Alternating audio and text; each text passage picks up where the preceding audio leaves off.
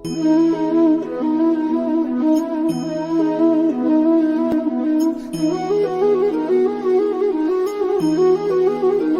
कृष्णा। भक्तमाल में आपने रानी रत्नावती का जो वर्णन सुना था, उसके आगे का वर्णन आज हम प्रारंभ कर रहे हैं। दूसरा भाग ध्यानपूर्वक सुनिए। रानी श्री रत्नावती के महल के निकट संत निवास बन गया और वहाँ भगवान के प्यारे भक्तजन आने लगे। रानी उनकी सेवा करती और उनका दर्शन करती। इस प्रकार कुछ समय व्यतीत हुआ। एक दिन वे संतगण पधारे जिन्हें ब्रजभूमि प्रिय थी, जो ब्रज रस के रंग में रंगे थे। रानी ने दासी से कहा कि मैं इन संतों के निकट जाकर इनका दर्शन एवं श्री चरणों का स्पर्श करना चाहती हूँ। दासी ने कहा, आप रानी हैं अतः महल से बाहर नहीं जा सकती हैं। रानी ने कहा, रानी पने को तो मैंने त्याग दिया, अब मैं संतों की दासी हूँ।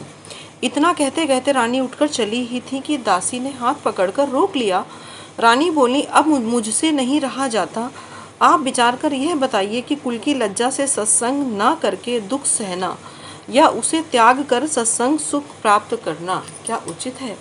मैं तो लोक लज्जा और कुल की मर्यादा को बिल्कुल त्याग कर उसी का आहार करूंगी, आस्वादन करूंगी। ऐसा कहकर दासी के रोकते रोकते रानी राजमहल से उतर कर वहां आ गई जहां सुखप्रद संत विराजमान थे।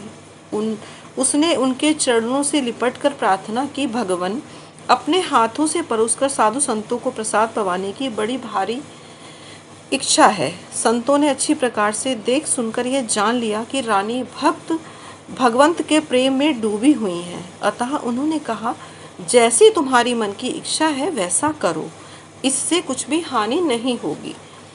उसके कहने के अनुसार साधु संतों की अनुमति प्राप्त कर रानी रत्नावती सोने के थाल में बहुत प्रकार के व्यंजनों को सजाकर बड़ी उमंग के साथ आई। रानी ने बड़े प्रेम के साथ परोसकर संतों को भोजन कराया। भोजन कराकर रानी ने सबको चंदन लगाया और तांबूल खिलाया। तांबूल पान के को बोलते हैं। पुनः भगवत चर्चा चलाई। संतों के श्री मुख से भगवत वार्ता को सुना। भक्त भगवान की रूप माधुरी का दर्शन कर रानी के नेत्र सजल एवं सरस हो गए। इधर संपूर्ण आमेर नगर में शोर मच गया कि रानी पर्दे से बाहर निकलकर वैरागियों के बीच आ गई हैं। लोग उन्हें देखने के लिए उमड़ पड़े। राजा के मंत्री ने यह समाचार लिखकर एक दूत के द्वारा राजा के पास दिल्ली भेज दिया। मंत्री के द्वारा लिखे गए पत्र को पढ़ते तथा दूत के मुख से सारा हाल सुनते ही राजा के शरीर में आग सी लग गई। संयोगवश इसी बीच रानी श्री रत्नावती के सुपुत्र रसिक श्री प्रेम सिंह जी भी वहां आए। उनके मस्तक में तिलक एवं गले में तुलसी की कंठी माला थी। उन्होंने राजा को प्रणाम किया। समीप के लोगों ने राजा को बताया कि राजकुमार प्रेम सिंह जी प्रणाम कर रहे हैं। यह सुन राजा ने प्रेम सिंह से कहा, अरे जा रे वैरागिनी के बेटा। यह सुनकर इनके मन में बड़ी पीड़ा हुई। श्री प्रेम सिंह को अपमानित कर क्रोध से भरा हुआ राजा भीतर चला गया। इधर प्रेम सिंह के मन में दुख हो रहा था। समझ में नहीं आ रहा था कि राजा ने ऐसा क्यों कहा।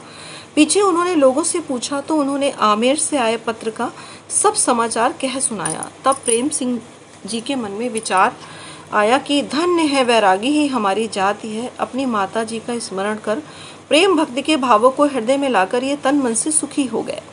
अपने निवास स्थान पर आकर इन्होंने अपनी माता जी को पत्र लिखा कि यदि आपने अपने हृदय में भगवत भक्ति धारण की है तो उसे छोड़ना मत, चाहे सिर की बाजी लगानी पड़े तब भी।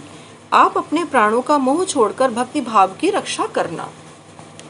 राजा ने भरी सभा में मुझे मोड़ी बैरागिनी का बेटा कहकर मेरा अपमान किया है। मैं चाहता हूँ कि अब मैं बैरागिनी का ही बेटा रहूं। श्री प्रेम सिंह जी के पत्र लिखकर तीव्रगामी दूतों के द्वारा माता जी के समीप भेज दिया। वे पत्र लेकर आमेर आए। रानी ने उसे पढ़ा और उसमें लिखे प्रसंग को पढ़ते हुए इन्होंने इत्र फुलेल से भीगे अपने सिर के बालों को मुड़वा दिया और बैरागिनी बन गई। इसके पहले ये संतों को प्रसाद पवाकर उनके साथ सत्संग वार्ता करके रात को राजमहल में जाकर रहती थी, परंतु अब अपने श्री ठाकुर जी को संत निवास में ही ले आईं और वहीं उनकी सेवा पूजा और नृत्यगान करने लगी। राजा का अन्न धन लेना भी इन्होंने छोड़ दिया। इसके बाद अपने पुत्र प्रेम सिंह को पत्र लिख दिया कि मैं सच्ची बैरागिनी बन गई हूँ और दिन रात उन्हीं के बीच में रह रही हूँ। रानी श्री रत्नावती का पत्र लेकर दूत लोग आए और उन्होंने पत्र श्री प्रेम सिंह जी को दिया। इन्होंने उसे सिर से लगाया और पढ़कर प्रेम आनंद में मगन हो गए।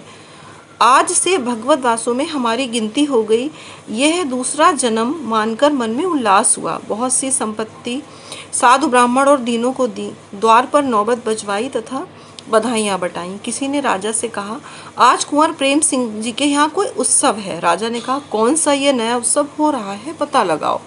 तब राजा के लोगों ने इनसे आकर पूछा तो इन्होंने उत्तर दिया कि अब हम सचमुच बैरागिनी के बेटा बन गए। अब तक तो केवल स्वांग ही किया था, पर हमारी बात बन गई। माता जी ने बैरागिनी का वेश धारण कर लिया है। ये बात जब राजा ने सुनी तो उनके मन में बड़ा दुख हुआ। क्रोधवश उन्होंने बैर भाव से श्री प्रेम सिंह पर चढ़ाई करके उनसे युद्ध की तैयारी कर ली। जब कुंवर प्रेम सिंह को बात यह मालूम पड़ी तो वे लड़ने मरने के लिए तैयार हो गए। हरे कृष्णा हरे कृष्णा। इसके आगे का वर्णन हम भाग 3 में आपको वर्णित करेंगे। तब तक के लिए राधे राधे। हरे कृष्णा जय जय श्री राधे।